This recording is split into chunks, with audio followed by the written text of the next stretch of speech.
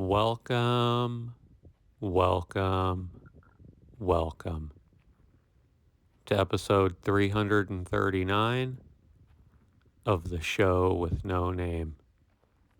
I'm your humble host, Nick, and in today's episode, we're going to be visiting yet again another little old farmer pioneer cemetery out here in the middle of nowhere in Washington State. This cemetery goes by the name of the Egypt Cemetery. And I have a lot of stuff to talk about in this episode. This is going to be one of those long episodes. So let's get into this.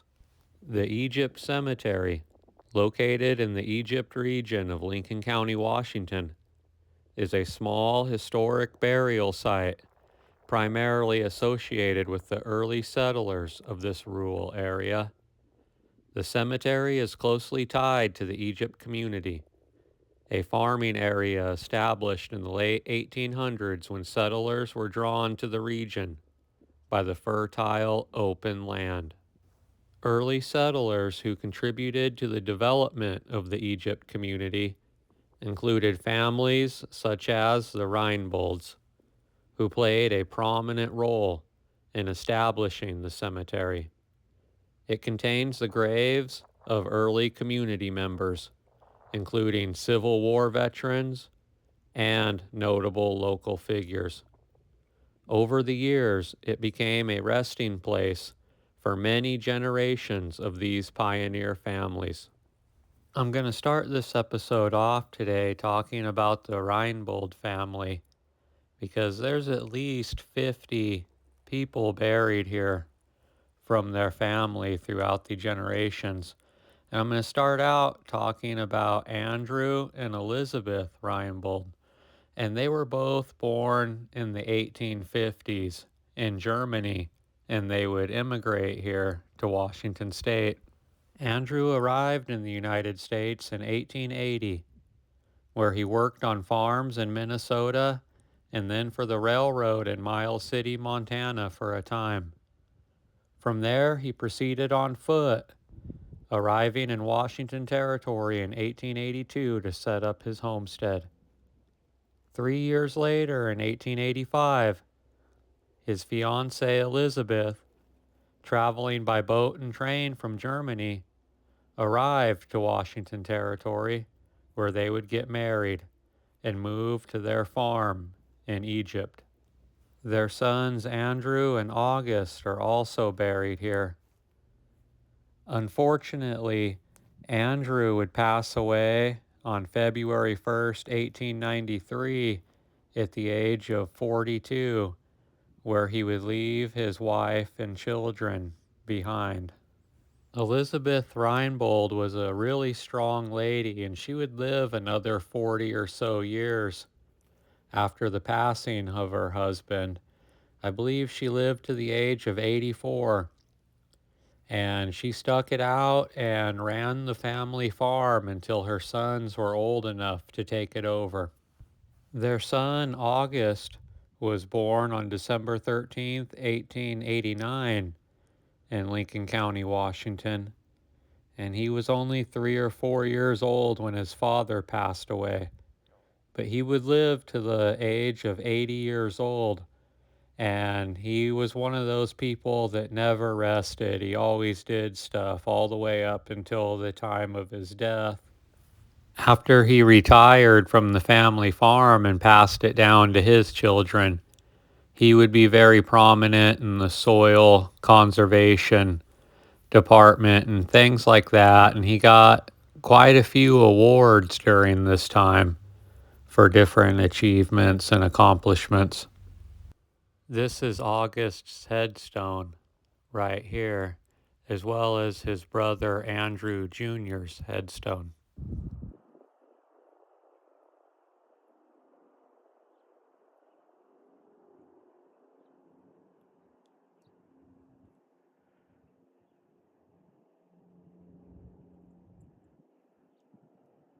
Lola Reinbold was born on April 10th, 1914 in Spokane County, Washington.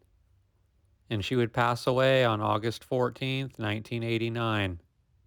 She was killed in her home. I don't know the specifics about the story or the circumstances. William Reinbold would die a rather tragic death. Born on October 3rd, 1873 in Germany, he would pass away on September 9th, 1935 in Lincoln County, Washington, at the age of 61. He was a resident of Egypt north of Davenport for nearly 50 years, and he accidentally shot himself to death with a shotgun while out after predatory birds near his barn at about 10 a.m. on the day of his death. William served in the German army, but after his tour of duty, he did not like the military life well enough to make it a career. When he was in his 20s, he decided to follow his brothers to America. He promised his mom faithfully that he would one day return to his homeland to visit her, and though he never fulfilled his promise, it was part of his plan to do so during his and her lifetime. He met his wife, Bertha Conrad, who was working at the Simon Reinbold home, where they married on October 23rd, 1900. He left behind his wife, 4 daughters, and 2 sons after this tragic accident.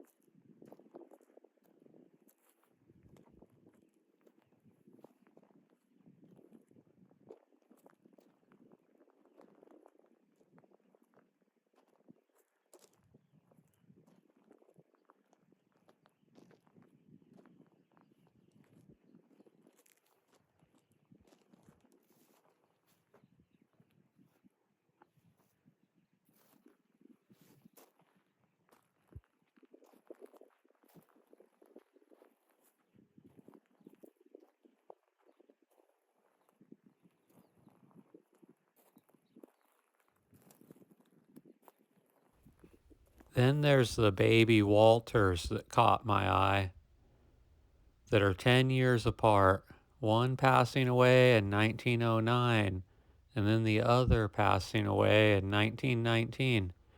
I don't know if it's a coincidence or if there's any significance behind both of them being named Walter, but I couldn't find any information on either one of them. The Kern family is also buried out here. Emil Christian Kern was born on March 3rd, 1897 in West Germany. He would pass away on March 25th, 1980 at the age of 83 in Spokane, Washington. In his free time, he loved to play the organ. He is buried here next to his wife, Emma.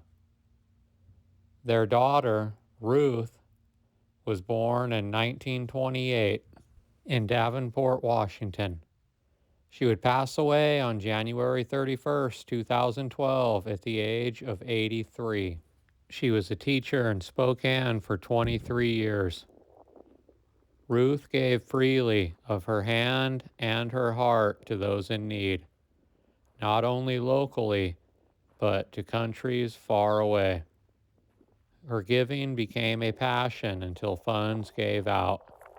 She was a special aunt to many of her relatives, and to some a second mother.